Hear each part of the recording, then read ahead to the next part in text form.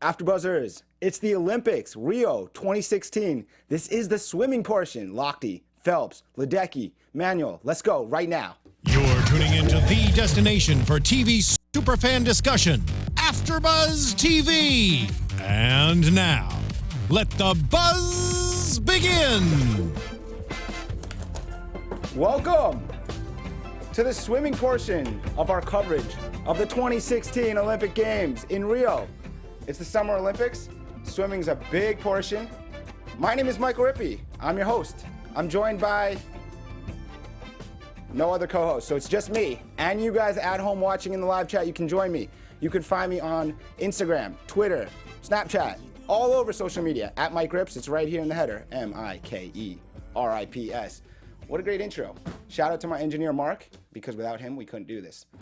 All right, so we're talking about the swimming. It's a huge portion of the Olympic Games. 2016, it's been exciting. Michael Phelps setting all types of records. Katie Ledecky, Ryan Lochte. But I want to start off with Simone Manuel. I changed my whole program around to talk about Simone right now because she set a new record that's exciting to me. In the 100-meter freestyle, she became the first African-American woman to win a gold medal for the United States. So I brought a little prop. Couldn't hang it anywhere, but I wanted you guys to see. It's my Olympic support. All right, USA. Get that out of here. So yeah, Simone Manuel, shout out to her. She set a record. It's the first African-American woman to win a gold medal. That's huge. So that's what I'm going to remember most specifically from the 2016 swimming portion of the Olympics. So shout out to her. She tied with Canada's Penny Oleksiak, 52.7 seconds. Quite incredible. Now, I forgot to mention one really important thing. I said I had no co-hosts, but I have a guest. I have an Olympian champion in swimming, and I'm going to bring her on right now. Jessica Hardy joins me. Thank you so much, Jessica, for joining me to talk about these Olympic Games and give us your take. Welcome to the program. Thanks for having me. It's a true pleasure to have someone outside of myself joining the program so that our viewers can know more about the swimming portion of the Olympics from someone that not only enjoys swimming but has been there themselves. So Jessica, to get started, you could find Jessica all over social media at SwimHardy. That'll be right here for you guys to see at SwimHardy. But Jessica, why don't you just start with just give us a little background about yourself? Sure. I am an Olympic gold and bronze medalist from 4 years ago in London. I've broken 12 world records total in my career and won a total of 28 international medals from Pan Pacs, which are every 4 years, World Championships, which are every 2, and the Olympics, which are every 4. So pretty illustrious. I was on the national team for 11 years, and I was voted team captain the last 3 years of my career, so 2015, 14, and 13. So that's truly but I guess the biggest honor, but all of it was a dream come true for sure. Quite amazing, and that's why I want to bring you on, because it's a lot more truthful and understanding for someone that's been there. You've won gold medal. Can we go back to the 2012 Olympics and get a more grounded perspective? What was it like to win gold and bronze and then be on the podium? And just give me your thoughts on that moment. Yeah, I was lucky enough to be on relays for both of those medals. I was swimming sprint freestyle, and I'm actually a breaststroker primarily, so that was kind of fun because it allowed me to kind of just, not focus on the internal pressure of what I expected of myself. It was more just doing the best that I could for Team USA and enjoying the moment. And it's a celebration. It's the pinnacle of our sport, but it's a celebration worldwide. So all these other athletes are there, which was kind of distracting, to be honest, because in the dining hall, it's hard not to notice 7 feet tall basketball players next to 4 feet tall gymnasts sitting together, and wrestlers, which were huge, and weightlifters. And I mean, just, it's like a circus of all these different people and countries and languages and cultures. And it was amazing. But actually getting into the pool, it's the same 2-lap race that I've done since I was probably 10 years old or younger. And you just, you had to push yourself a little bit harder than any of the other races. And I actually did lifetime best times. We broke the American record in my first event was the final of the 400 free relay, and we won a bronze medal, an American record at the time. And seeing the flag go up on that podium, I was in tears, but most importantly, I was sharing it with 3 of my best friends, and they, you know, helped bring me back down to reality and really appreciate the moment. And we were like pinching each other, like making sure we soaked it in, and you know, laughing and enjoying it together, which was absolutely the most humbling and memorable moment of my whole career. Sure. So speaking of the fellow Olympians, and let's look to this Olympics that are currently going on. Are you familiar, friendly? How close are you to most of the swim team currently competing right now in Rio? There's only 2 or 3 people that I haven't been on a team with before, so I'm very, very close with, I'd say, 95% of them. And swimming is a small community. It's a little sorority fraternity type of environment where we really have a close bond and a close understanding of, you know, the sacrifices and the hard work and sweat and tears, and really appreciate and feel the emotions for all these people that are there. Absolutely, I'm, you know, having trouble not crying and getting goosebumps and smiling ear to ear and feeling kind of the emotions that all the swimmers that are in Rio right now are going through. Absolutely. Has there been a moment so far in these games that's really captivated you the most? I can't pick one. Absolutely So many. They've been amazing. Sure. Simone last night blew me away in the 100 free, tying for a gold medal. Yep. An American hasn't won that race since Amy, I think it was 96. So that's a long time. That's 20 years. And first African American female individual to medal individually. And I'm a close friend of hers, and I've swum that race at the last Olympics. So it's totally a personal, you know, victory. I just feel for her probably the most. But the 100 breast too was amazing. I mean, they're swimming lights out. It's great. Speaking of the breaststroke, I have a question. I think probably some of the viewers do. Can you kind of talk about the stroke that you prefer, and what's really the main differences, you know, outside of a different type of stroke when it comes to competitively swimming between, you know, breaststroke, butterfly, and even freestyle? The differences between the strokes? Yeah, I mean, like competitively, is there one that's just so preferred, or what is it that really changes and makes one person want to do one specifically? That's definitely genetic, I would say. Like, to be a good breaststroker, your ankles have to be able to turn out really wide like that. Wow. So, it's really hard for people to keep their knees together but bring their ankles around to do the actual kick. So it takes a person who has the physiological setup, you know, that was just born to be able to kick breaststroke. Definitely, that's the most unique stroke technically. So a lot of breaststrokers can only swim breaststroke, like they aren't competitive in any other event. But I was lucky to get to swim freestyle also. But a lot of breaststrokers can swim IM because IMers are so bad at breaststroke, you know, usually. So we have a big advantage of just being good at breaststroke helps in IM. Fly and freestyle are the same kind of upper body power driven. So you see a lot of sprint fly and sprint freestylers, you know, cross over between events. And backstroke, I've never understood, because your body position on your back and the catch is to the side instead of underneath you, or, you know, in a frontal plane. So I don't know how to relate backstroke to anybody, but fantastic. Then I don't have to worry about having to relay it, because if you can and you're an Olympic champion, it makes it better for me. Absolutely. So I want to know about your gold medal. Where is your gold medal today? It's in my house in my safe. Do you like look at it every day, shine it up? Do you put it on every now and then? What's it like owning a gold medal? I saw an article on social media this year that said that the athletes, you know, when we're on the podium, it's not about an actual medal that we're holding in our hands. You know, it's a beautiful token, and the pictures are something that we'll save forever. But when you're up there on the podium, it's more about the reflection of the whole journey, of the process, the hard work, the people who helped you get there. That reflection is what you're seeing going through their heads, and the tears in their eyes is absolutely produced from thinking about that. So the medal, I don't really bring it out unless people ask to see it, if I'm going somewhere to share it with people. But yeah, it's just the memories for me. And are you still competing now? I know that you recently transitioned to a new coach, and so where are you currently in your career? Is it still going on, or what do you got going on now and next?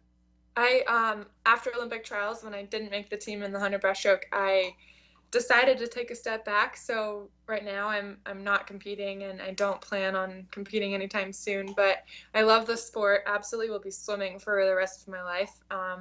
Hope to have kids soon and get them water safe and be involved with the sport. I'm still doing clinics and inspirational speeches a lot, photo shoots a little bit. And yeah, I'm going to be a cheerleader, especially as the Olympics are going on right now, but a cheerleader probably for the rest of my entire life. Super exciting. Speaking about kids, I'm going to get you out of here in a minute. I want to know about you and maybe any parents or anyone interested in knowing to be a competitive swimmer, to make it to the Olympics. I mean, when did you start swimming competitively or get into it? So I was 3 years old at a family birthday party, and I actually fell in the pool and I almost drowned. And my mom's family friend saw me and saved my life. He pulled me out of the water. And if that can happen to an Olympic gold medalist, it can happen to anybody. So my mom actually enrolled me in swim lessons right after that, and joined a swim team a few years later. But now today I am an activist, a spokesperson for the USA Swimming Foundation, because I've learned that drowning is actually the second leading cause of death in the US. And, it's super important because we can fix that. And it's not a disease where, we need to invest in research. That's really easy to get your kids involved in swim lessons. So the USASwimmingFoundation.org has information on where you can sign up for swim lessons in your area close to you, and then getting involved in swim teams is the next step from there. So getting water safe, comfortable in the water, loving it, and then hopefully you can develop into being competitive in it as well. Right. Okay. So that's usainfo.org, you said? USASwimmingFoundation.org. USASwimmingFoundation.org to learn more about swimming and getting water safe and all that great information. Jessica, thank you so much for joining us. Where can anyone that wants to get in touch with you, see what's going on in your world, find you? I have a website, jessicahardy.net, and it connects all my social media. I love hearing from people, and I try to respond to everybody that I can. Thank you so much, Jessica. You can find it jessicahardy.net. And thank you again so much for joining us. Thank you. Have a great day. Appreciate it. Wow. So you heard it first from Jessica. Jessica is a gold medalist winning swimmer from the 2012 London Olympics. She said some really interesting stuff there talking about the strokes, and she had trouble explaining the backstroke, which means I don't even have to worry about explaining it. But yeah, let's talk about swimming now from a general competition standpoint. There's individual races and then medley races. When there's a medley, it can be composed of just 4 different swimmers, or it can be different strokes, a bunch of different combinations there. When they do that, we're talking about backstroke, breaststroke, freestyle. I got my notes here. And butterfly. And what was interesting to me about butterfly is that that's the only stroke where basically you can choose what you do. You just cannot choose to do the backstroke, breaststroke, or butterfly. It was told to me that most swimmers use the front crawl. So I don't know about the front crawl, but maybe you should use it. Let's see if anyone's in our live chat. And we have Lawrence Falk. Thank you so much, Lawrence, for joining us in the live chat and enjoying the Olympics. It's been quite a wonderful start. The first 9 days, swimming is about to come to an end. We've had quite a remarkable journey for some of our Olympian swimmers. I want to touch now on Katie Ledecky. Fantastic Olympic Games for Katie Ledecky. She's got 3 golds. She's competing to win 1 more tonight in the 800 meter freestyle race. If she does pull out a gold, which I'm going to go ahead and say that I think she is, as we show some pictures that I've put together for the Olympics. Katie Ledecky's 19 years old. She closed out the 200 meter medley to win gold for America, and if she wins tonight in the 800s, she'll be the second swimmer to win in the 200, 400, 800 freestyle events gold in the same year. So quite an impressive journey and Olympic Games for Katie Ledecky, the 19-year-old. So not just Simone doing big things, but Katie Ledecky. Let's turn it over to the men. The men were obviously, we know Michael Phelps, probably the greatest Olympian ever.